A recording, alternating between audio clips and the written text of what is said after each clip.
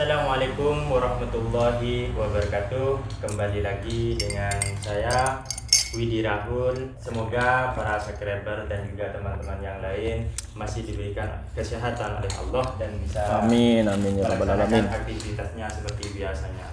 Amin. Pada kesempatan kali ini, kebetulan ini teman-teman, Mas Faiz ini kan dalam keadaan sakit sekarang. Meskipun dalam keadaan sakit, tetap dipaksakan untuk bisa membuat konten tiap harinya. Meskipun sekarang tambah ya Mas, ya tambah tidak bisa melihat, ya mata kanannya itu agak buram sekarang. Akhirnya Broadcast Mahasiswa ini tadi nelpon sore ya Mas. Sore. Ya sore nelpon, pengen silaturahmi ke sini, pengen melihat keadaan Mas Faiz ini. Dan kebetulan ini buat konten. Sekalian buat konten. Sekalian buat konten ini. Dari kemarin saya sering lihat kontennya Broadcast Mahasiswa ini. Ya, bisa dibilang YouTuber viral ini teman-teman. YouTuber viral, pemula, dan sudah banyak pengikutnya ini. View-nya langsung meledak boom. Mas Faiz aja ini merupakan pengagumnya Broadcast Mahasiswa karena beliau dalam setiap buat konten, setiap penyampaian ini sangat menikmati.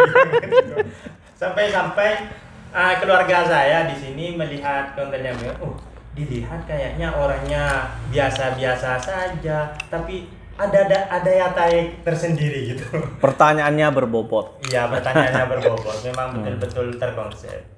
Nah, kebetulan saya sekarang buat video ini pengen mengetahui seperti apa sih beliau awal mula masuk di YouTube ini, ketertarikannya sampai masuk ke YouTube, sampai bisa dikatakan setiap buat konten ini sangat menarik terus. Sehingga kita itu penasaran, kita mau bongkar siapa sih sosok beliau ini. Kok bisa bagus banget, bahasanya bagus, pertanyaannya bagus, bahkan dengan subscriber yang kecil, view-nya sampai lebih dari 500 juta. Ini sudah luar biasa gitu. Makanya kita bongkar nih, siapa sih sebenarnya beliau? Tolong jangan dikatakan beliau lah. Orang ini gitu. Ini bahasa saya kayak gitu. Bahasa saya itu kalau panggil dia itu kurang ini. Nggak enak saya. Nggak enak beliau.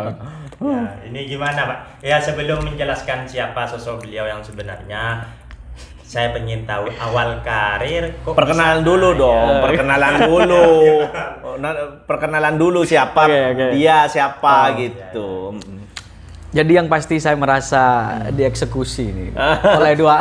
Betul, karena dia sering beri pertanyaan kepada orang. Ini kayaknya pertama kali beliau dijadikan target pertanyaan, bagaimana cara menjawabnya nanti kalau beliau kasih pertanyaan kan pinter banget gitu. Sekarang sepinter membuat pertanyaan itu untuk menjawabnya atau enggak gitu.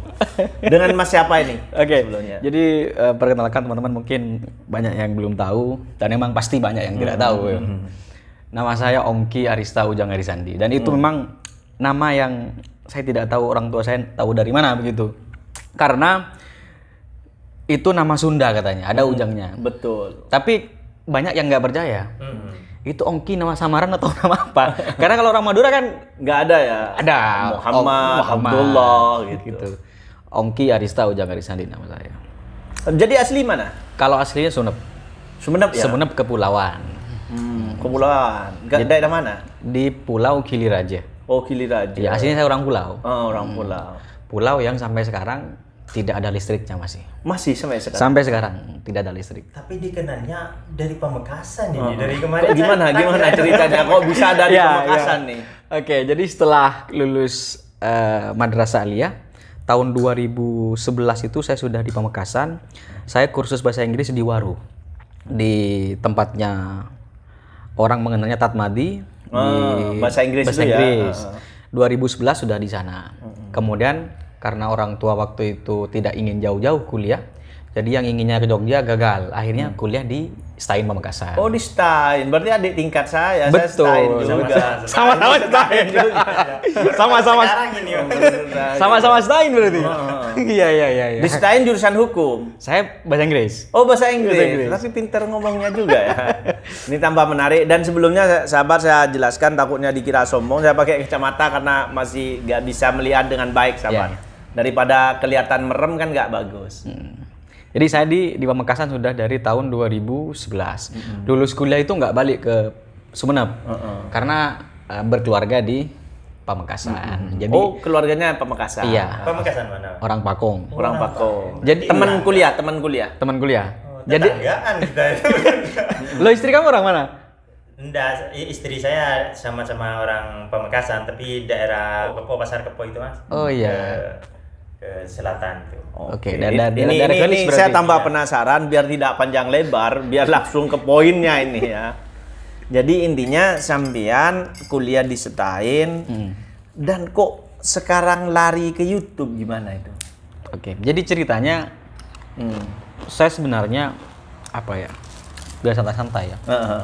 Ayo silakan sambil dinikmati. Jadi kan saya dari tahun 2019 saya jadi wartawan. Oh, wartawan. Dari 2019. Kemudian tahun 2020 itu sejak 2019 sampai 2020 saya sering ngopi sama teman-teman. Ketika ngopi, pembicaranya kok santai, kok juga ada seriusnya, ada gagasannya. Saya mikir, kenapa kalau kemudian orang ngopi itu ditambah ada kamera dan direkam? Eman-eman diskusi itu. Betul. Akhirnya buat YouTube. Oh, gitu. YouTube-nya podcast yang sesuai dengan keinginan kita waktu itu, teman-teman diskusi. Kan ngopi kan diskusi. Ya, teman-teman mahasiswa waktu itu. Betul. Teman-teman tim podcast mahasiswa yang waktu itu juga masih baru masih di dunia mahasiswa. Kan ada tim saya kan mahasiswa, ada pasca gitu kan. Dan rata-rata masih menyukai dunia diskusi. Akhirnya mikir, mau buat film pendek kayaknya kurang nyambung ke kita sebenarnya dan sulit. Jadi akhirnya buat podcast itu. Ini Bang, awal saya tahu dari YouTube-nya sampean ini Bang, melihat dari keseran teman itu di grup WA. Grup WA ini ada di sini, grup WA pemuda muslim, sering di-share siapa orang ini, dikirimnya wawancara terus tentang prokes mahasiswa. Pembahasannya terus mahasiswa. Oh, kok penyampaiannya bagus ya, penyampaiannya bagus. Tapi itu dianggap biasa sama saya karena mahasiswa memang seperti itu, gaya bicaranya memang kayak seperti itu. Setelah sampean ini langsung mereview Boger yang lagi meledak pada waktu itu, meledak boom. Loh, membahas Boger langsung view-nya naik. View-nya naik, diwawancara sama sampean dari asal mulanya seperti apa dan lain sebagainya. Timbul pertanyaan dari saya, Bang. Awal buat konten sampean kan tujuannya mahasiswa. Kok di luar jalur sekarang? Itu yang menjadi ide pertama kali keluar dari pembahasan mahasiswa gimana itu, Bang? Ya. Jadi memang itu mau diakui atau tidak, memang itu keluar jalur. Keluar jalur. Dan betul, jadi dunia konten itu memang tidak bisa monoton, Bang. Betul. Di dunia mahasiswa itu gini, orang sebenarnya hari ini sentimen terhadap mahasiswa. Jadi kalau disebut mahasiswa orang sudah jelek. Terus terang, di subscriber saya itu banyak yang sentimen sebenarnya. Tidak suka kepada mahasiswa, entah kenapa. Terlalu berpolitik. Betul, mungkin iya, mungkin apalah, mungkin apa. Jadi akhirnya mikir, kok konten-konten saya tentang mahasiswa ini kok kurang diminati. Jadi akhirnya kita berpikir, akhirnya kita mengubah, bukan mahasiswa. Tetapi konten di mahasiswa masih kita upayakan. Kita pikir akhirnya mencari sesuatu yang viral. Ketemulah dengan Boger yang viral waktu itu. Jadi kalau menurut saya bukan salah jalur, karena saya juga YouTuber atau konten kreator ya. Kita akan membuat video di dalam YouTube itu sekiranya banyak orang yang menonton, ya kan? Tujuannya supaya banyak orang yang menonton. Terus terang, siapapun yang bikin video di YouTube itu tujuannya supaya banyak orang yang menonton. Dan banyak sedikitnya orang yang menonton itu apabila videonya itu mengandung ketertarikan publik. Sedangkan di waktu itu kan Boger lagi naik-naiknya. Kalau menurut saya malah bukan apa ya, bukan Keluar bukan bogernya yang bikin terkenal, tapi sampean yang bikin terkenal boger gitu. Betul, Bang. Betul. Karena naiknya boger itu sejak masuk ke konten sampean. Ada sih sebelumnya di TikToknya, tapi kelas TikTok itu ada yang satu aja yang naik. Namun yang pas viral-viralnya itu setelah masuk ke konten sampean. Karena saya tahu boger dari konten sampean. Awalnya saya nggak tahu siapa itu boger. Gitu. Dan awal pertama kali boger ini bisa bicara setelah kedatangan Brokes mahasiswa. Sehingga banyak para YouTuber masuk ke boger ini sampai-sampai katanya mau dibuatkan film katanya ya. Dan dibuat film sudah sekarang hari. Kalau saya yang menjadi titik tekan itu bukan masalah viral bogernya. Karena bagi saya kalau masalah viral atau tidak, kita bikin clickbait atau bikin judul yang aneh aja viral ya kan. Cuman yang bikin saya kagum itu kok sampean bisa wawancara orang-orang penting, pejabat, orang-orang yang lagi viral. Itu trik sampean itu gimana caranya untuk bisa tembus ke orang-orang itu? Karena saya sendiri itu sulit banget kayak Dewan kemarin. Banyak sih orang-orang penting yang sampean wawancara. Itu gimana caranya? Jadi sebenarnya kan profesi saya wartawan. Kebetulan salah satu media cetak terbesar Di Madura ya. Kemudian saya kan punya jaringan itu. Tapi yang harus orang tahu, saya tidak membawa nama wartawan saya ketika Betul. Saya nggak pernah. Bahkan kita baru tahu sekarang ini kalau sampean wartawan ya terus. Jadi maksudnya begini, saya kan YouTuber sekarang. Kenal gak sampean gara-gara YouTube kan? Betul. Jadi akhirnya jaringan ini saya pakai, misalnya di lain sisi saya jual bakso, misalnya. Betul. Jadi bakso saya tawarkan ke sampean, begitu istilahnya. Jadi kan wartawan, saya kenal ke bupati, kenal ke anggota dewan. Jadi akhirnya dalam satu sisi saya kok mikir ini menarik gitu. Jadi akhirnya komunikasi karena kenal sudah. Bang, ayo kita podcast saja. Ada diskusi yang harus kita kayaknya perlu didiskusikan. Jadi akhirnya dia mau. Tetapi ya nggak tahu dia memandang saya sebagai wartawan. Tapi yang jelas ketika saya anggaplah melamar dia untuk datang ke podcast saya bilang atas nama podcast mahasiswa, bukan atas nama saya wartawan. Jadi itu yang akhirnya kemudian saya bisa podcast dengan Bupati Sumeneb, dengan anggota DPRD Pamekasan, dengan Bupati Pamekasan, dan beberapa orang penting lain juga ex pejabat dan beberapa orang lain yang mungkin. Tapi terus terang mungkin itu dari sisi apa istilahnya? Gengsi mungkin ya. Dari sisi gengsi podcast dengan pejabat itu bergengsi. Artinya menaikkan strata sosial saya. Betul. Tapi untuk view memang ya tergantung. Iya, karena hanya kalangan elit atau yang berpendidikan yang mau mendengarkan. Betul, dan itu sedikit view-nya. Kelemahannya di situ kalau pejabat dari sisi view. Tapi kalau dari strata sosial orang mikir ini siapa kok bisa wawancara ke pejabat. Betul, iya betul. Dan ini juga, ini mumpung satu paket ya. Saya ngelihat sampean itu bikin podcast itu nekat banget, berani banget. Salah satu contoh saya pernah melihat kabupaten ini kekurangan sarjana, ya kan? Membahas tentang pelayanan ini kurang bagus. Apa nggak pernah ada teguran dari ini? Dari aparatur gitu. Aparatur, karena itu kan Saya terus terang Bang, jadi sejak saya jadi mahasiswa, saya menjadi orang yang terus terang ini kalau mau diambil seriusnya, saya dijuluki oleh teman-teman sebagai tukang kritik. Terus. Jadi Ongki itu dikenalnya di kampus adalah tukang kritik. Dia orangnya kritis, dia tidak mau berkompromi. Saya juga sempat mendirikan organisasi, jadi ada organisasi besar nih, nasional sudah, pecah dua gara-gara saya. Karena saya menganggap organisasi ini sudah tidak ideal, tidak sesuai dengan jalurnya, akhirnya saya mendirikan organisasi. Kemudian saya mikir, saya ini kok jadi orang idealis ya? Saya mikir, apa tujuan saya idealis? Nah akhirnya ketika terjun di podcast ini, karena saya nggak jauh-jauh ya Bang. Betul. Jadi maksud saya begini, misalnya, Sampang kekurangan sarjana, saya sebut. Betul. Saya tidak pernah mendapatkan proyek Sampang. Maksud saya, kalau saya main proyek, saya tidak mungkin. Betul. Pasti orang bilang, kamu kan sudah dapat proyek Sampang, kok menghina-hina Sampang? Betul. Jadi sejauh ini, saya dengan siapapun tidak pernah meminta apapun, tidak pernah berbuat salah kepada siapapun.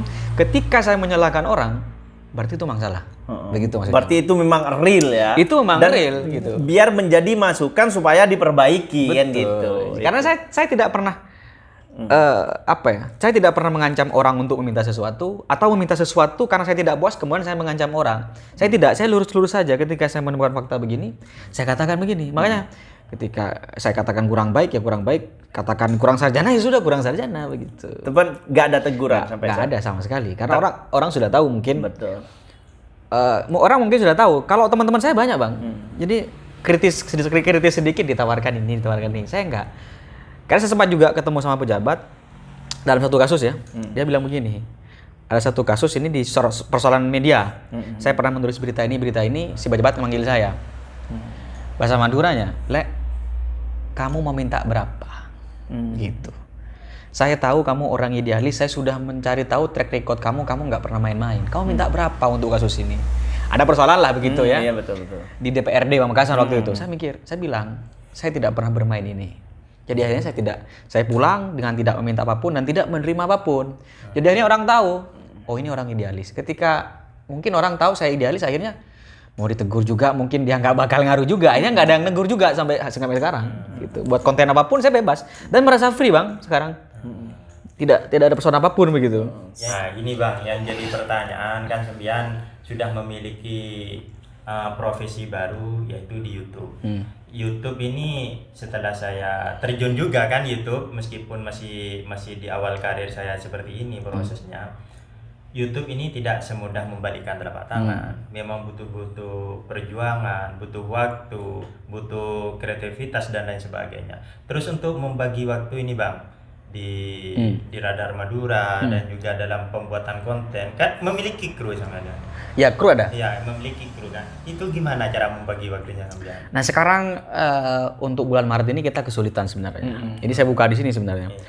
Jadi tim saya itu kan satu, dia mahasiswa pasca sarjana IAIN, terus dia menjadi salah seorang asisten di salah satu gudang tembakau di Pamekasan. Waktunya sibuk dia. Malam pun dia sekarang nggak bisa ke sini karena orang tuanya meninggal dan di sana ada musolanya. Ini udah off ini. Saya pikir udah aktivitasnya bisa dikatakan off lah, nggak bisa nimbrung. Kemudian juga ada satu pegawai dinas pariwisata, waktunya juga full. Satu lagi juga wartawan di Sampang, waktunya full. Ada lagi mahasiswa UTM ini di Bangkalan. Jadi akhirnya saya sendirian. Nah pas lagi situasi seperti ini, cara bagi waktunya karena siang saya liputan jadi malam. Kecuali pagi, sangat pagi. Jadi kalau saya janjian sama orang ya mau konten, biasanya saya ambil hari libur. Hari libur saya Jumat. Jadi kalau saya keliling itu ke Kacong Ari itu hari Jumat. Atau pagi-pagi sekali sebelum jam 9 saya bisa konten. Kalau nggak seperti sekarang saya malam di sini. Kalau malam habis isya sudah free sudah. Jadi lebih banyak waktu malamnya gitu kan. Betul. Nah, kan Sembian ini buat kru. Yang jelas dari proses awal pembuatan YouTube sampai Sembian ini bisa monet sekarang ini kan tidak lepas dari perjuangan para kru. Nah, kalau misalnya ada yang off, ada yang aktif dan lain sebagainya, gimana nanti Bang cara pembagian? Anggaplah meskipun belum banyak penghasilan, nanti cara pembagiannya gimana kalau misalnya ada salah satu kru yang tidak aktif seperti di bulan Maret ini saya membagi gaji itu dari sistem dia hadir dan ikut. Jadi saya bilang ke teman-teman kemarin di bulan Maret ini gitu kan, saya berlakukan ketika podcast mahasiswa berkonten yang tidak ikut tidak akan dapat fee, tidak akan dapat bayaran gitu. Jadi kita gajian sudah 2 kali. Jadi gaji pertama saya tidak ngambil gaji, saya kasih ke teman-teman sudah. Karena awal kita dulu kan saya anggaplah saya sudah punya gaji. Satu lagi teman saya juga wartawan punya gaji. Saya bilang nanti gaji pertama podcast mahasiswa adalah dihibahkan kepada mereka yang tidak dapat gaji seperti mahasiswa dan lain-lain. Tapi kemudian ke belakang hari ada persoalan lain, jadi harus bayar kos. Kita kontrak kan waktu itu kos studio kita. Ada beberapa peralatan yang kurang, jadi akhirnya dikurangi itu dibagi-bagi. Jadi bayangkan Bang, kita buat YouTube dari 2020. Dari 2020, 2022 kemarin kita baru gajian. Itu pun per kru menerima gajian bersih 250. Itu tertinggi sudah. Ada yang dapat 150, ada yang dapat 100.000. Dari 5 kru itu, bayangkan dari 2020. Gaji pertama dan saya nggak ngambil. Saya bilang ke teman-teman, saya ada gaji lain, silakan dinikmati. Itu akhirnya. Jadi Tapi sebetulnya buat video ini sudah lama Sambian. Sudah lama, dari 2020. Baru monet sekarang ini setelah sama Boger ini ya. Monetnya Desember 2021. Iya. Konten pertama dengan Boger kita sudah monet. monet. Sudah monet. Ya, untungnya itu udah monet. Tapi gini, sebenarnya bikin YouTube itu orang banyak salah paham. Dikiranya orientasi kita itu kan ke gaji. Padahal di YouTube itu sendiri dengan video-video yang ada itu merupakan tempat menyimpan kenangan kita kan. Salah satunya. Salah satunya tempat menyimpan kenangan kita. Dan itu walaupun awalnya nggak dapat gaji, selama video itu naik itu tetap ada. penghasilannya. Jadi yang penting kita update terus. Karena kenapa? Saya yakin orang yang bikin YouTube ada yang gampang, ada yang mudah, ada yang kemarin Bang yang saya pegang itu cuman bikin YouTube hanya 2 minggu ya, langsung monet gitu. Oke. Jadi memang macam-macam dalam hal itu, macam-macam karakter orang. Dan mungkin karena dulu masih awal-awal, masih lambat lah. Tapi Masya Allah, yang penting sudah monet gitu. Kalau udah monet kan nggak bakalan kehapus lagi. Mudah-mudahan tambah lancar nanti. Insya Allah saya duet terus. Mudah-mudahan ada waktu kita bikin konten bareng. Bisa pergi ke orang-orang yang terkenal Insya Allah. Ya, bareng-bareng Insya Allah. Karena kalau jadi YouTuber saya merasakan akhirnya nih Bang. Kalau jadi YouTuber tidak diperkuat oleh partner YouTuber lain. Kru itu sepertinya pentingnya 50%. Tapi 50% lagi itu adalah ide dan ketemu sama YouTuber begini. Betul. Karena kalau kita ngumpul, Bang, mesti ada ide-ide baru, mesti ada tempat-tempat baru, dan mesti ada rekomendasi baru yang sekiranya akan menjadi konten. Contoh, saya kemarin ngangkat di sana loh, bagus. Masa iya? Ya udah saya ikut. Ya, gitu itu yang penting. Memang ya. butuh Gitu. ya, kurang lebih itu butuh banget ya. Butuh banget. Apalagi kita pemula. Kita lihat YouTuber yang senior, Sule, collab dengan si Raffi, collab juga sama si Baim Wong, dan itu pun saling tuker collab istilahnya, itu sudah biasa. Oke. Jadi kalau tentang masalah YouTube ini, jangan kita merasa subscribernya tinggi, view-nya tinggi. Kalau misalnya ada pendatang baru YouTuber pemula, kita sok-sokan, jangan seperti itu. Sebetulnya dari bawah ini bisa ngangkat di atas, begitu juga sebaliknya seperti itu. Memang sangat butuh seperti itu ya Bang. Nah, kalau boleh tahu nih Bang, Sambian ini memiliki channel YouTube, apakah cuma satu atau gimana ini Bang untuk channel Prokes Mahasiswa ini? Ya channel satu. Cuman beberapa, ternyata ketika saya datang ke kampung YouTuber di Peragaan Sumeneb itu, saya belajar. Ternyata di sana YouTuber tidak cukup hanya punya satu YouTube.